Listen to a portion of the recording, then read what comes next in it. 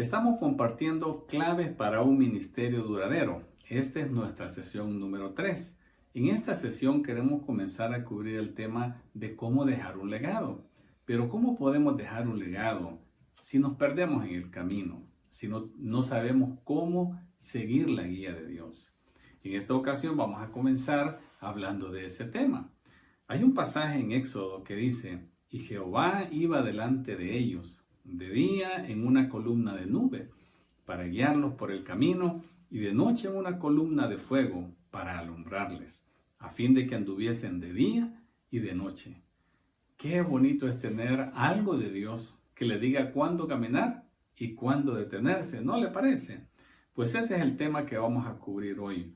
¿Cómo podemos encontrar esa nube de Dios en la vida que nos diga cuándo avanzar y cuándo esperar?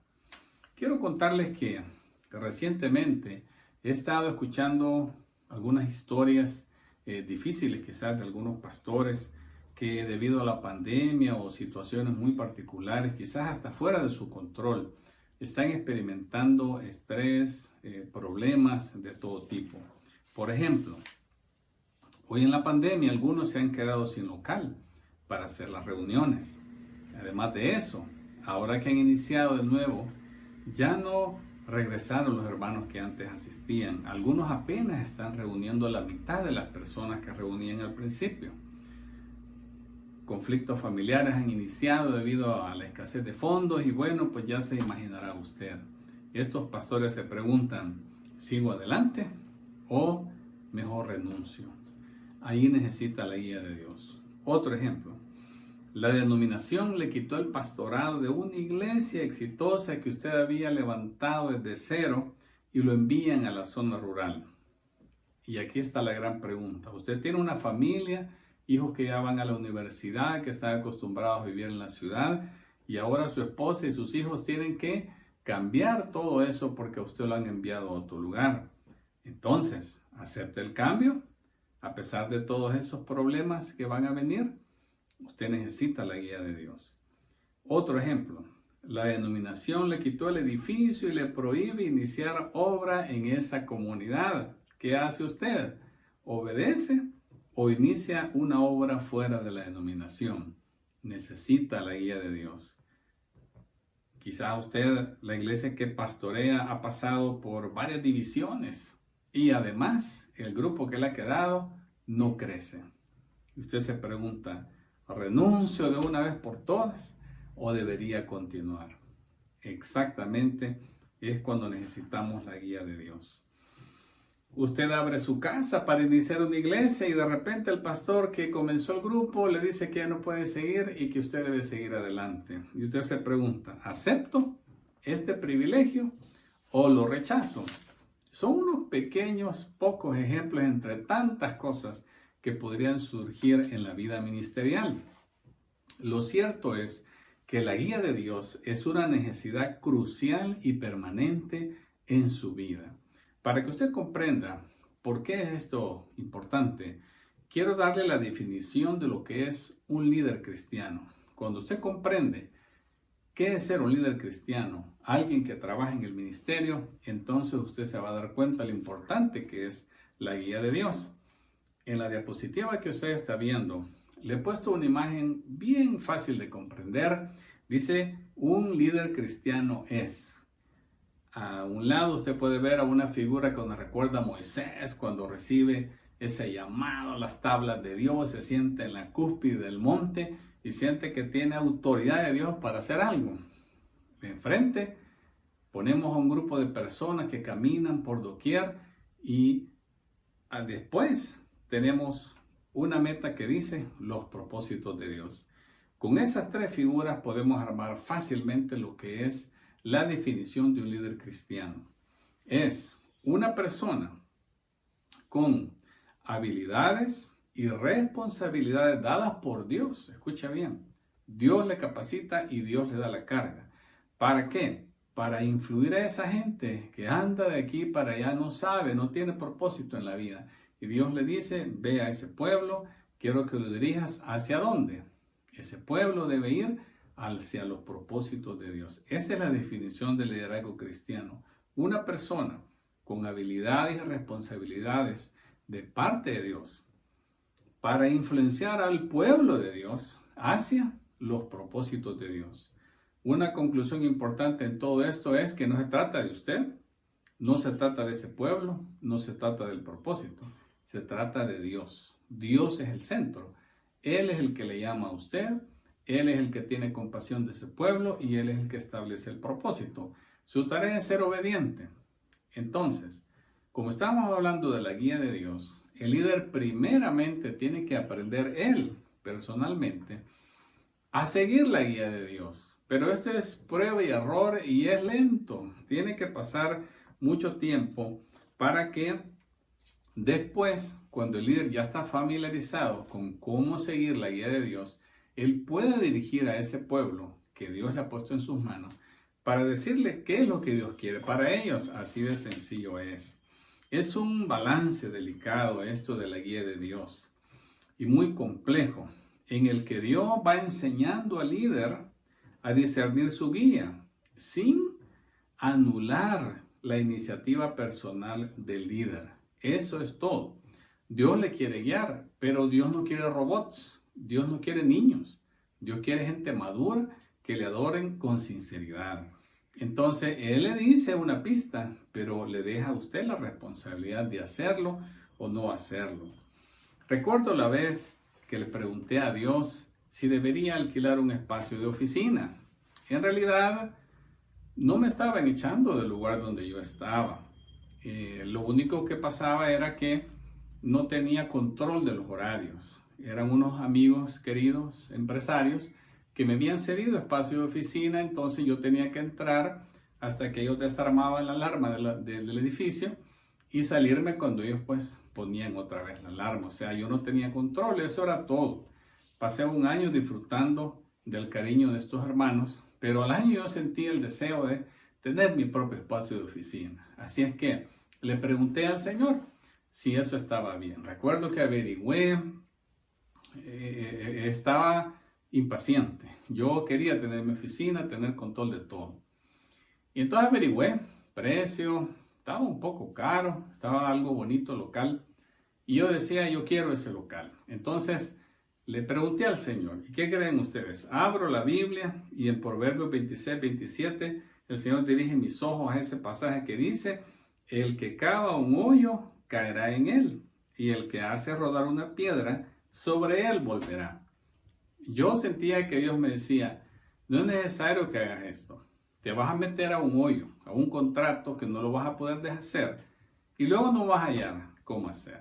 Pero yo estaba impaciente, yo quería hacerlo. Mire cómo Dios me dio la guía clara, pero como yo quería hacer mi voluntad, no lo escuché. Pensé que quizás de casualidad había encontrado ese pasaje y procedí a tomar ese contrato. Le digo que fue un yugo todo un año poder pagar ese contrato de alquiler y al año con mucha humildad tuve que reconocer mi error y ¿qué creen? El Señor me dirigió a un lugar el doble de grande a la mitad de precio. Y así fue como pues tuve que aprendí por las malas, pero así es, fíjense, la guía de Dios se va aprendiendo de esa manera. Es el aprendizaje de la vida, ese aprendizaje, lo repito, delicado y complejo, en el cual Dios le da pistas, pero le deja la responsabilidad a usted, porque usted tiene que madurar y Dios quiere líderes maduros. Entonces, hablemos de la guía básica de Dios, porque hay cosas básicas que todo cristiano debe aprender, y básicamente hay 4 componentes de la guía básica de Dios que todos los líderes cristianos debemos de dominar. ¿Y cómo lo hacemos? Esmerándonos en caminar con Dios. Creo que si no sentimos una comunión diaria con Dios, nos tenemos que arrepentir. Algo está pasando. Estamos siendo abrumados por las actividades. Estamos haciendo mucho, quizás hasta logrando mucho. Pero mire, yo le quiero recordar que Dios no está esperando de usted que le presente edificios, fundaciones, miles de almas ganadas, ¿no? Él dice que lo ha escogido a usted porque quiere formar a Cristo en su vida. Si usted va a empezar un proyecto para Dios y a los 5 años yo lo vengo a hallar, no solo más viejo, sino que amargado, peleado con su esposa, peleado con su hijo, y la gente lo ve a usted que ha degradado en su carácter, ese proyecto, por muy de Dios que sea, ha sido un problema para su vida, porque Dios lo que quiere es formar a Cristo. Yo lo debería encontrar a usted más manso, más humilde, más lleno de fe, contando aventuras de Dios, tranquilo, una armonía familiar. No permita que eso le pase a su vida. Entonces, 4 componentes. Primero, debe procesar la palabra escrita de Dios. Tenemos que ser asiduos lectores de la palabra, por lo menos. Deberíamos estudiarla, pero por lo menos leerla todos los días. Y antes de leerla, decirle al Señor, Señor, dame humildad para poder reconocer si necesito hacer algo y dame fuerzas para cumplir lo que tu palabra me dice que debo cambiar. La palabra de Dios es la primera guía que Dios le ha dado para conducirle. Segundo, el ministerio de la palabra de otros miembros del cuerpo de Cristo. Hace bien usted en entrar a la iglesia, y no importa quién esté predicando, usted diga, yo me dispongo a escuchar la palabra de Dios. De repente un pasaje que lean, una frase que citaron, una historia que contaron, y de repente Dios le habla a su corazón. Entonces esté atento a ese segundo componente. El primero es la palabra de Dios, la Biblia. El segundo es la palabra de otros hermanos en el cuerpo de Cristo. El tercero son las convicciones internas que el Espíritu Santo va desarrollando en usted en su vida de oración. Entonces, tenemos que buscar a Dios en oración porque es la manera en que el Espíritu Santo se comunica con nosotros.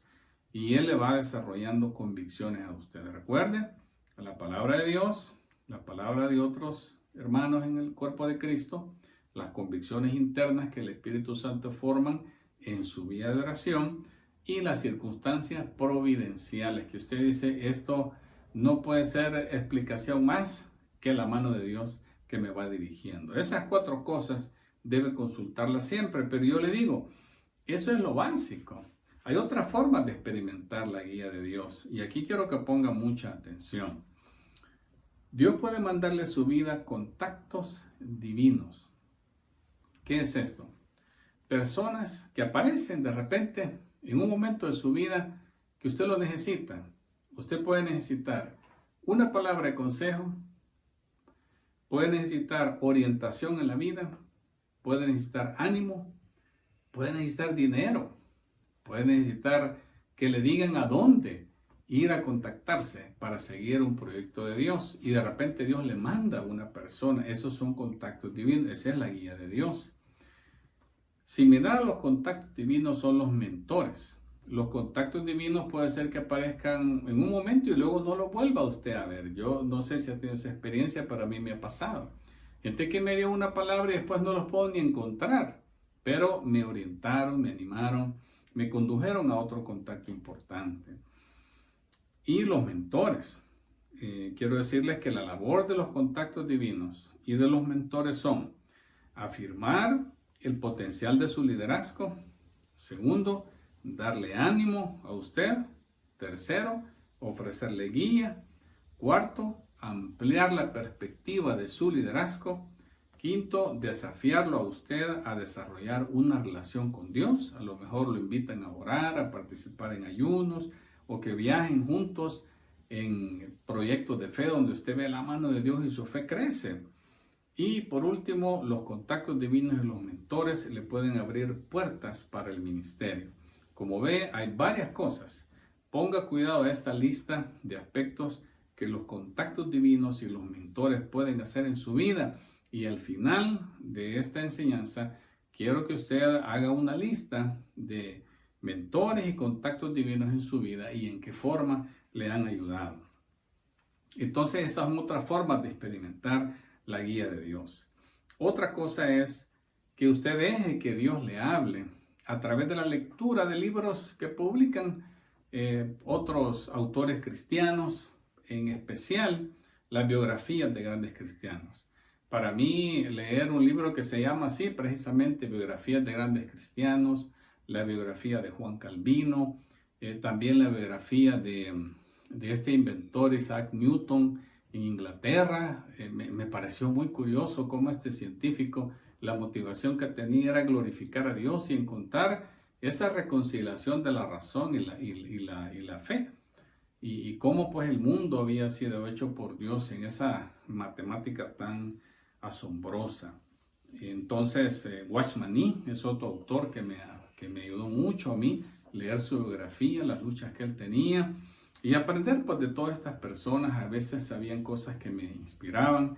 Entonces, esa es otra manera, dejar que Dios le hable a través de libros. Es decir, todo líder cristiano debe leer. Somos algo haraganes los latinoamericanos para leer.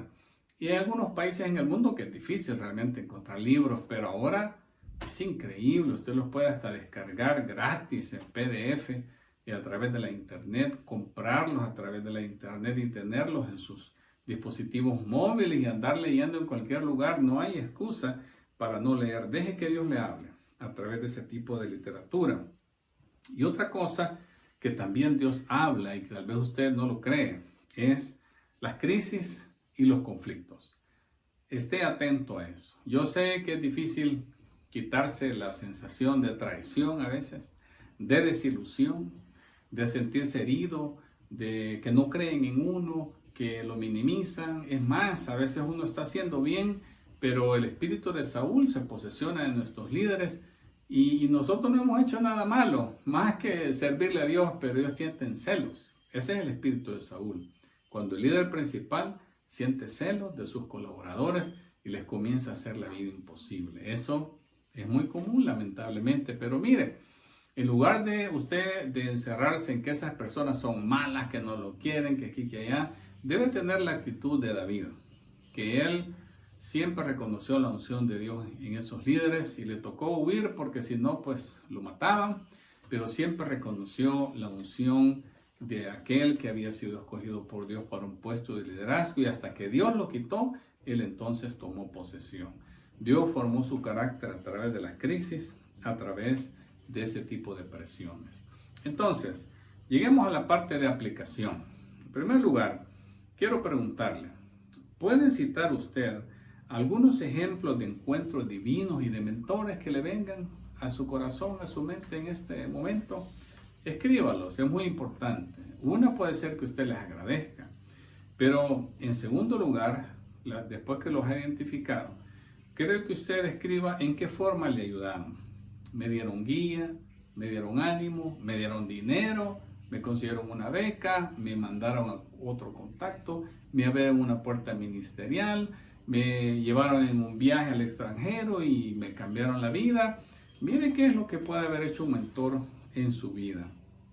En tercer lugar, quiero que usted piense qué le ha dicho Dios en esta enseñanza. Lo que acaba de oír, recíbalo como de parte de Dios y piense qué es lo que Dios le acaba de hablar a su corazón. Abra su corazón y diga qué es lo que Dios me está enseñando y saque una cosa por lo menos. Y en cuarto lugar, quiero que usted diga qué pasos dará en su vida para aplicar lo que ha aprendido. Estoy seguro que será de gran beneficio estos pasos, estas aplicaciones que estamos aprendiendo. Lo bendigo en el nombre de Jesús.